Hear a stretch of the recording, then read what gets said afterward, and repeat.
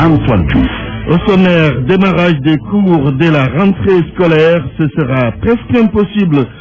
Et il ne faut pas regarder du côté des enseignants, mais plutôt du côté des parents qui n'ont pas encore inscrit leurs enfants. Le COUD porte plainte contre 4 délégués d'étudiants. Ils sont accusés d'avoir défoncé des portes de chambre pour se reloger. Diofior, dans la région de Fatick, une tornade a endommagé 70 maisons. La commune est sans électricité depuis lors. L'Assemblée nationale s'achemine vers le renouvellement de son bureau. Ce sera mardi prochain. Des changements sont attendus. Et puis le procès du Sénateur dans ce midi, on en parlera. Barthélémy Diom, bonjour. Bonjour Antoine, bonjour à tous. L'actualité internationale, ce sera avec vous, mais déjà les titres. Violence préélectorale en Guinée, 1 mort, 29 blessés, le ministre de l'Intérieur appelle au calme. Centrafrique, Abdoulaye Bathily montre la voie à suivre pour une sortie de crise. Le représentant spécial de l'ONU en Afrique centrale, invité des RFI, souhaite l'organisation d'élections libres et transparentes pour doter la Centrafrique d'institutions fortes. Et puis au Gabon, le parti au pouvoir s'enfonce de plus en plus dans une crise. L'ancien premier ministre et maire de Libreville a jeté l'éponge. Le sport avec Malal Junior Diagne. Bonjour Malal. Bonjour Antoine. Lutte simple, Dakar, capitale de la lutte simple africaine pour la zone de la CEDEAO. 14 pays s'affrontent à Dakar du 9 au 11 octobre à Iba Mar Diop. Football, la ville de Pékin sonne la grande mobilisation. Le maire Abdoulaye Timbo veut ramener l'AS Pékin dans l'élite à la fin de l'exercice 2015-2016. Nawetan, on joue les quarts de finale cet après-midi pour le compte de la zone 1 de l'ODCAV de Dakar. À Demba Diop à 16h, Ngaraf de Fissandial. À 18h, Koussoum, Croix-Castel. Traque des biens mal-acquis, l'état des lieux dont point de vue, et ce sera vers 12h30. Bienvenue à toutes et à tous.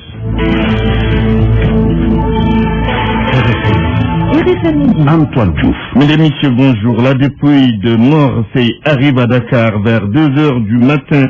Ce Sénégalais a été tué par balle à Verona, en Italie, le 12 septembre dernier.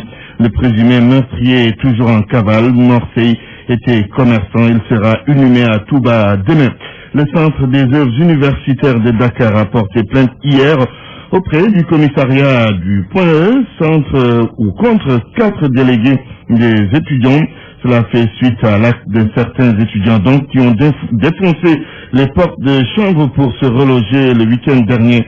Ces délégués soutiennent qu'ils ne peuvent pas donc faire leurs examens alors que le campus social est fermé. C'est la veille de la rentrée scolaire et le vœu émis par les autorités, c'est de démarrer les cours dès le mai. Si le concept Oubité Djangepei n'est pas effectif, ce sera en partie de la faute des parents d'élèves. Beaucoup d'entre eux n'ont pas encore inscrit leurs enfants, d'autres l'ont fait, mais ils n'ont pas acheté de fournitures scolaires pour l'instant. Tout cela n'est qu'en fait les conséquences des dépenses de la Tabaski. Reportage Anna Rocha. Assise sur une marche d'escalier devant l'entrée de sa maison, Soukaina a visiblement l'esprit ailleurs. Cette femme au foyer, grand-mère de 2 élèves à sa charge, semble attendre Godot. En vain, à 24 heures de la rentrée des classes. Ce sont en fait les enfants de ma fille qui est divorcée. Elle ne travaille pas, du coup ce sont des charges supplémentaires pour moi. Mais vous savez bien que le salaire de femme de ménage ne règle pas grand-chose. Ah, Dieu est grâce. La situation est trop compliquée. D'ailleurs, les enfants vont demain à l'école avec les habits de la Tabaski.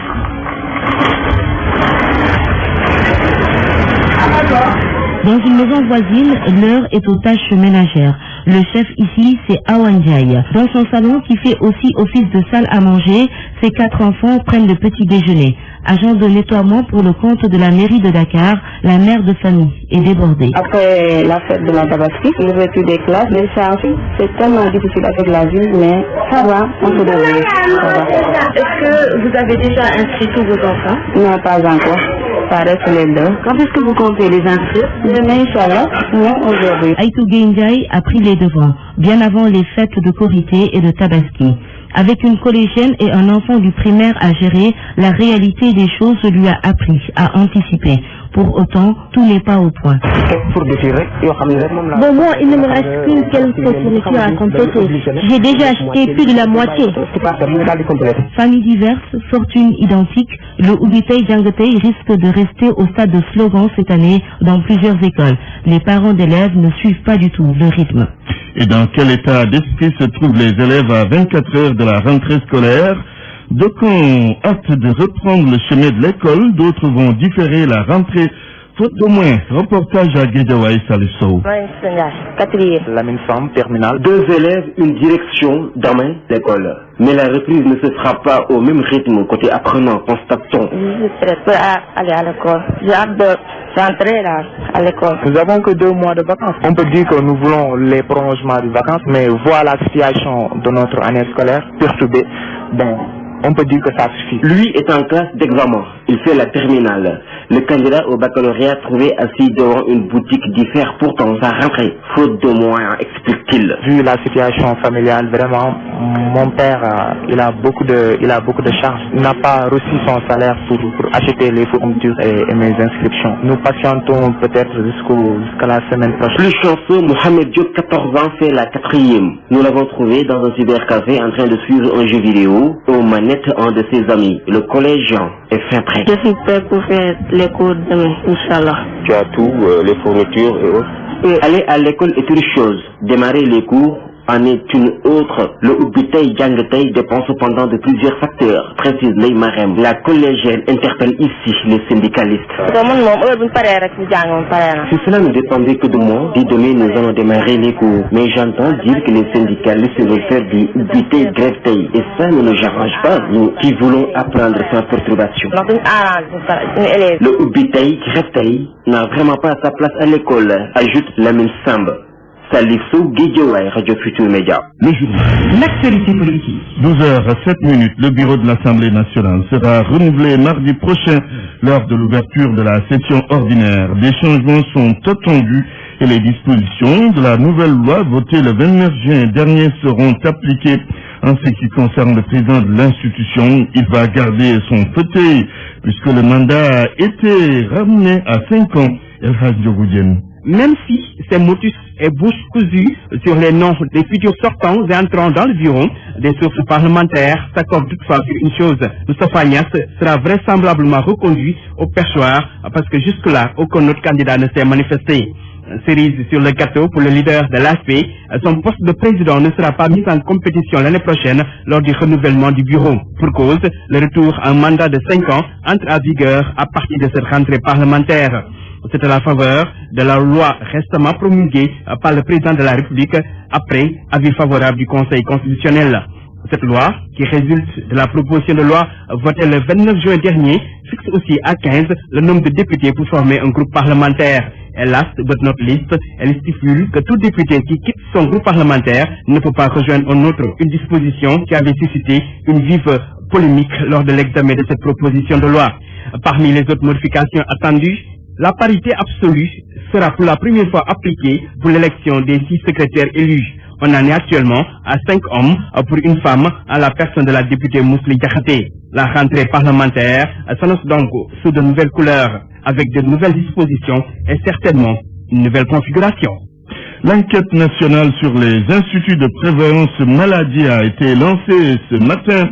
Elle va permettre de connaître le nombre réel d'IPM et de travailleurs pris en charge au plan sanitaire. Ainsi, l'agence de la couverture maladie universelle pourra prendre en compte ces données pour une meilleure mise en œuvre de son action à Wambaï. Une enquête qui a comme cible les institutions de prévoyance maladie. Selon le ministre du Travail et des organisations professionnelles, il est essentiel aujourd'hui de disposer du nombre réel d'IPM et de ses ayants droit, et cela pour savoir combien de citoyens bénéficient actuellement de prise en charge médicale. Mansour Sy. Une étape qui ne nous permet pas à la fin de savoir avec précision d'avoir un état de l'exercice des IPM et d'identifier le nombre de bénéficiaires, le nombre de travailleurs, le nombre de familles qui sont bénéficiaires, d'identifier le nombre d'enfants de 0 à 5 ans qui sont aussi dans le cadre opérateurs d'IPM bénéficiaires de ces différentes prestations, reste d'avoir des éléments précis qui nous permettront de pouvoir affiner notre intervention et de faire en sorte que les travailleurs puissent être pris en charge. Cheikh Meng, le directeur de l'Agence de la couverture maladie universelle, apprécie à sa juste valeur la portée de cette enquête sur les IPM. Les résultats vont contribuer à une bonne mise en œuvre de la CMU. Cet état de lieu va nous permettre à terme de savoir exactement combien de Sénégalais disposent aujourd'hui d'une couverture du risque maladie. Et à travers ces résultats, il nous sera possible de mieux envisager la suite des activités et des interventions que notre agence va mettre en œuvre. L'objectif que vise l'État du Sénégal pour la couverture maladie universelle, c'est atteindre 75% de la population à l'horizon 2017. 70 maisons ont été endommagées à Diofior par une tornade, c'est dans la région de Fatick.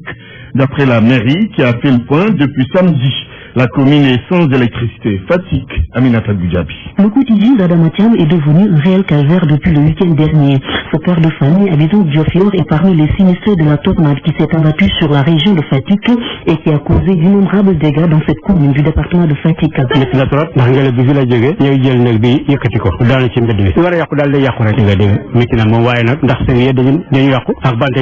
Le maire des Boussolés, Abim Bakeba, raconte les faits et sollicite de l'aide. C'était un vent très violent qui est venu donc amener toutes nos toitures et pratiquement donc arracher certains certains murs. Beaucoup de murs sont tombés, les bagages, c'était une situation vraiment catastrophique. Partout on voit donc des bâtiments, des toitures qui sont partis. Les bagages aussi. Au total, ce sont plus de 60 familles qui sont touchées par la tornade. Et les autorités municipales sont à pied d'œuvre pour recenser les victimes. Mamseni Labo, secrétaire municipal de la commune de Diofior. Nous avons 70 bâtiments qui ont été touchés, dont 54 partiellement et 16 dont la toiture est totalement envolée. Dès le dimanche matin, le maire a instruit l'administration pour être responsable du cahier sur lequel on doit faire le recensement de tous les gens qui sont touchés. Et parmi les désagréments, il y a une perturbation dans la fourniture en électricité. La commune est dans le noir depuis samedi dernier. Il y a eu un dégât énorme au niveau des arbres. Donc certains branchages sont tombés. Il y a eu un arbre dont une grande branche est totalement tombée sur la ligne haute tension. Et c'est là où précisément se trouve notre inquiétude sur le rétablissement de l'électricité. Cependant, la tornade n'a pas causé de pertes en vies humaines. Il y a juste des blessés. Fatick RFM. RFM, fréquence de modulation 94.0, la radio en puissance. RFM. Antoine Diouf. Campagne agricole 2015, c'est le début des récoltes de certaines variétés dans le Saloum, et les rendements vont varier d'une localité à une autre. Et pour ce qui est du maïs, la production escomptée, oui, le début sera finalement revu à la baisse. Les paysans disent avoir reçu les engrais tardivement. Correspondance Ibrahim Diamé. Le long de la route nationale, en allant vers Passy, des champs de mil s'étendent à perte de vue. Ils sont arrivés à maturité pour la plupart et les mâches-mil par essai en profitent. Les paysans, eux aussi en plein champ, ont commencé les premières récoltes du mil dans la commune de Niassène Baboudado, plus précisément dans le département de Foundiougne. Ils s'attendent à de bons rendements pour ce qui est du mil plus particulièrement. Moi, je suis un cultivateur, je suis natif de la zone, de la région, j'ai toujours été cultivateur. Vraiment, il y a assez de mil souvent. Le maïs aussi a poussé, seulement côté engrais, l'engrais là a beaucoup porté préjudice au maïs surtout. Vous attendez à de bonnes récoltes pour ce qui est des céréales? Des céréales, mais pas, bon, côté céréales, vous savez, le maïs fait partie des céréales. Oui. Mais pour le maïs particulièrement, il y aura des couacs. Parce que des couacs qui, selon le secrétaire municipal, sont liés à l'arrivée tardive de l'engrais. Les récoltes, c'est aussi d'arachide, mais malheureusement, pour ce qui est de cette production, les rendements ne seront pas sommés. Pour ce qui est de la commune de Niassène, les côtés arachide, bon, il y aura des problèmes certainement. C'est-à-dire, la récolte qu'on s'attend, on n'a pas les récoltes attendues. Tout ça à cause du départ faussé. Les rendements agricoles vont donc varier d'une localité à une autre et selon surtout les variétés culturelles. Déjà, dans certains coins des marchés de Kaolack, on a noté une forte présence de cette production verte, notamment l'arachide et le maïs. Yvan Diamé, Kaolack, Radio Futur Média. Autre chose, la société thaïlandaise Wapsila condamnée à payer la somme de 2,4 milliards de francs CFA à une société immobilière. Celle-ci l'accuse d'avoir violé les termes du contrat qui les liait Des arguments jugés fallacieux par l'entreprise spécialisée en fourniture d'électricité. Elle parle d'une instrumentalisation de la justice à des fins privées. Écoutons Mamadou Goumlé, directeur de Watsila pour Afrique de l'Ouest, au micro de Sornana Tambaye. On a contracté avec la Région des Jardins un contrat de bail en 2007. Et puis depuis lors, après 2 ans de projet, quand on a eu à loger notre personnel du projet, on a eu à servir à cette résidence son congé avec les voies de huissier dans les règles standards. Et depuis lors, la Région des Jardins a refusé qu'on quitte la résidence. Et on est été dans un péripétie, dans un scénario assez rocambolesque, parce qu'on a suivi toute une procédure pendant 2 ans jusqu'à la cour d'appel de Saint-Luc que vous avez dessus, qui a rendu un arrêt qui a été contesté et où il y a eu même l'inspection générale d'État qui s'est mise dessus, et les 3 juges ont été relevés, et cet arrêt a été validé par la Cour suprême. On était là en train de se poser des questions sur comment un arrêt qui a été rendu dans des circonstances très bizarres et puis être confirmé par la Cour suprême. En fait, nous, on n'accuse personne de corruption. On a déposé une plainte à l'OFNAC. On a envoyé une lettre aux autorités de l'État. Il y a eu une inspection qui a été mise en place par l'État. Et d'après les conclusions, les 3 juges ont été relevés. On a mis en avant quand même comme disait Maître Adam Gay, on a mis en avant des points qui montrent que l'arrêt n'a jamais été rendu dans des règles de l'art. La fourniture en électricité pourrait connaître de graves perturbations, pire qu'en 2011. Le différend entre la société finlandaise Watsila, fournisseur de centrales électriques, et la justice sénégalaise en cause. L'entreprise parle de faits de corruption avérés impliquant de hauts magistrats à la Cour d'appel de Saint-Louis et à la Chambre civile et commerciale de la Cour suprême. Watsila, qui gère la centrale de Kaon, prévoit même de se retirer du marché si elle n'est pas rétablie dans ses droits. Procès du Sénabré, l'épouse du journaliste Saleh Geba a été à la barre ce matin. Son mari a été exécuté. Les chambres africaines extraordinaires ont également entendu un autre témoin. Il s'agit d'un militaire Mantouré qui a survécu après une tuerie. Madame Saleh Geba, devant la barre, est restée très calme, très posée, ni voix frissonnante, ni tremblotante, à la limite avec la défense, et elle a montré sa rancœur, voire un sentiment détestable envers Hissène-Habré. Son époux était un journaliste qui a travaillé pour le compte d'Européen, pour l'agence de presse américaine. Il s'était réfugié en Europe avec sa dame après une première arrestation. Et là, il ne baissait pas les bras, il continuait à écrire des papiers qui relataient les exactions au Tchad. Il y avait 2 avantages. Le premier, il informait le monde sur les dérives du pouvoir en place, et il était payé, et donc il pouvait financer ses études car il n'avait pas de bourse. Il est retourné chez lui, et quelque temps après, il a été cueilli. C'est au moment où, disait-elle, Hissène-Habré exterminé les Adjaraï. Son mari a été enlevé et exécuté, mais avant, il a travaillé à l'agence presse tchadienne, il a travaillé pour le compte du gouvernement. Mais en cette période au Tchad, être Adjaraï était un crime. Sa dame, conseiller municipal de son état, s'est retirée à la fin de sa déposition, comme elle est arrivée, digne et de la rancœur à remplir la salle de dégoût, de chagrin. Un autre témoin, un ancien militaire, Adjaraï toujours, arrêté puis emmené au bas d'une montagne pour être exécuté. Il a reçu une balle au pied, il a fait le mort, puis clopant, il s'est réfugié dans un village, puis remis entre les mains de la DDS. En attendant, Hissène-Habré, lui, ne fait pas le mort, il est très calme, et il est détaché de la somnolence parfois. Si un témoin a un quelconque sentiment envers lui, détestable ou pas, il s'en moque, du moins, c'est ce qu'il montre. Mantouré, merci. L'actualité internationale. C'est avec Barthélémy Ngom, violence en Guinée, appel au calme avant la présidentielle. Un appel du ministre de l'Intérieur qui demande à ses compatriotes de ne pas troubler la fin de la campagne électorale. Rappelez, Antoine, que l'élection présidentielle en Guinée est prévue le 11 octobre prochain. Les bilans officiels des affrontements qui ont émaillé la campagne est d'1 mort et de 29 blessés, mais les humanitaires parlent de 80 blessés. Centrafrique, Abdoulaye Bathily propose l'organisation d'élections libres et démocratiques pour une sortie de crise. Le représentant spécial de l'ONU en Afrique centrale était l'invité de la Radio France Internationale, un morceau de l'entretien qu'il a accordé à Christophe Boisbouvier. Fondamentalement, il faut aller à ces élections, les organiser sortir du schéma d'une transition qui n'en finit pas, et encore moins d'une nouvelle transition. Je constate que les événements qui nous ont amenés là, il y a des responsabilités. Et moi, je parle maintenant à mon nom personnel. Il y a en politique des valeurs fondamentales. La cause du peuple, la démocratie, la paix. Et lorsqu'à partir d'un certain moment, on constate qu'on n'a pas réalisé ce pourquoi on s'est engagé, il faut avoir la générosité d'esprit de s'effacer pour laisser à d'autres essayer. Pendant le forum de Bangui, toutes les voix se sont élevées pour dire qu'il faut mettre fin à l'impunité. Il a même été proposé, et cela a été adopté, un tribunal spécial sur les crimes commis en Centrafrique. Et je crois qu'il faut aller dans ce sens-là.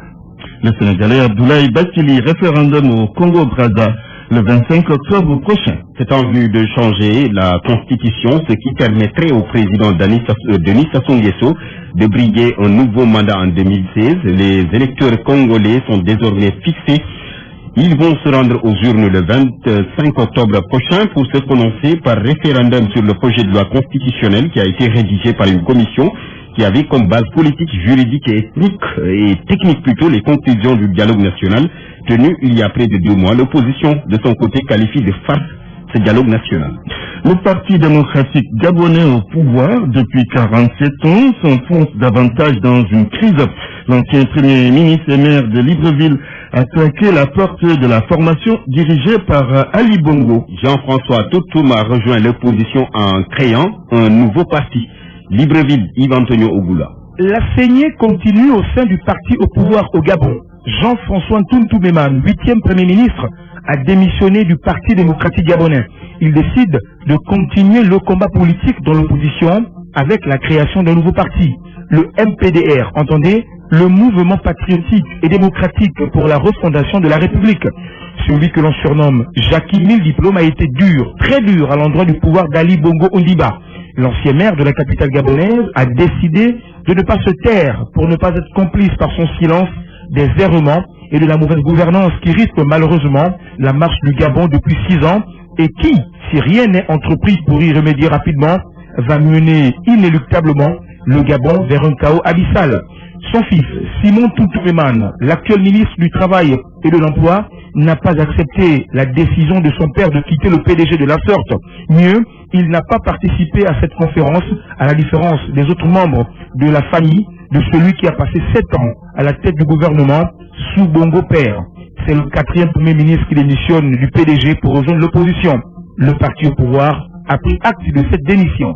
Yves-Antonio Ogula, Libreville, RFM. Yves-Antonio Ogula, au Burkina Faso pour terminer Antoine, avec l'enquête sur le putsch manqué qui suit son cours. Plusieurs arrestations ont eu lieu depuis lors, les dernières en date, celle de Léonce Koné, 2e vice-président du Congrès pour la démocratie et le progrès, et Herman Yameogo, président de l'Union pour la démocratie et le développement. Ces 2 proches de l'ancien président Blaise Compaoré ont été auditionnés et gardés à vue dans les locaux de la gendarmerie nationale. Merci. Parole aux auditeurs. L'actualité, qu'en pensez-vous? Réagissez dans nos éditions d'information sur l'actualité. Bonjour. Oui, bienvenue sur cette antenne d'RFM. Du lundi au vendredi, vous avez la parole sur RFM. Restez bien Malakis, l'état des lieux dans Point de vue, ce sera dans quelques minutes.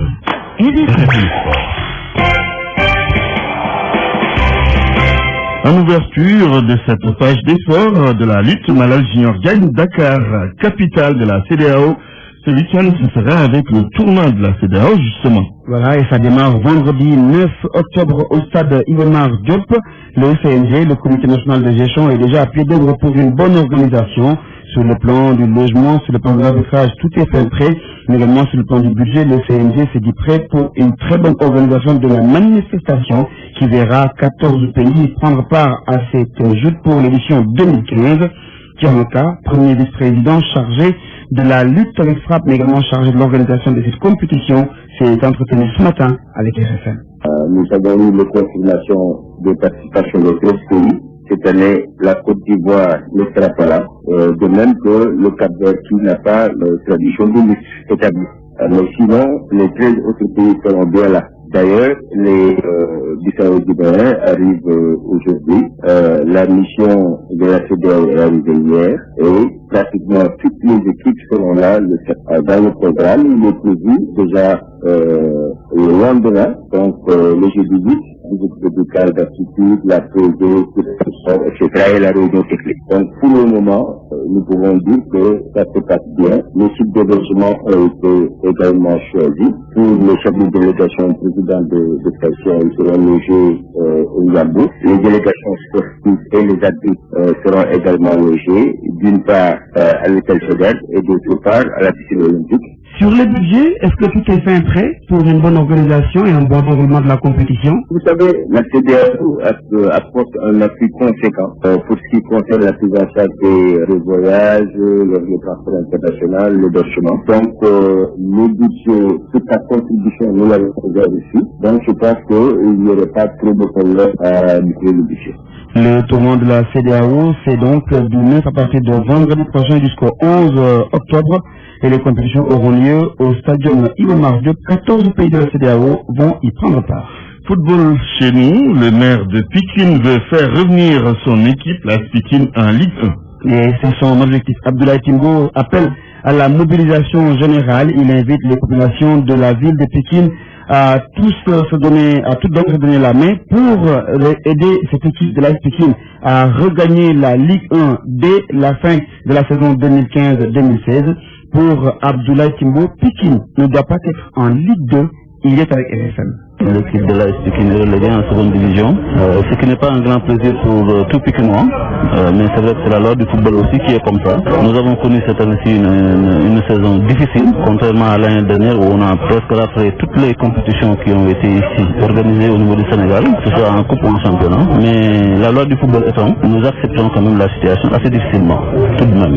Néanmoins, je pense qu'il n'y a pas à s'inquiéter aucune mesure. Qui connaît Pikine, c'est que les Pikinois savent se relever. Nous allons, Inch'Allah, nous relever et nous allons mettre tout ce qu'il est possible de faire pour qu'effectivement l'AS Pikine revienne dans l'élite du championnat national. Et ça, donc tout Pikinois, dans l'ensemble, nous tous, ensemble, nous allons nous lever et ensemble nous allons travailler pour que Pikine revienne le plus rapidement possible dans ce championnat national. Préparation de la Coupe d'Afrique des U23 prévue donc au mois de novembre prochain à Dakar. La sélection nationale du Sénégal est à Dubaï pour y croiser celle de l'Égypte en match amical. Le match est prévu donc le 8 octobre prochain. Le technicien sénégalais a publié une liste de 23 joueurs, parmi lesquels des joueurs qui avaient disputé les Jeux africains de Brazzaville, mais également des joueurs membres de la sélection U20 pour mettre en place une équipe compétitive capable de défendre crânement les chances du Sénégal. Parmi cette sélection U20, un des joueurs, Mohamed Sané, a été appelé par Serigne Saliga. Il a dit toute sa joie et son envie d'aider le Sénégal à gagner cette Coupe d'Afrique sur la gamme.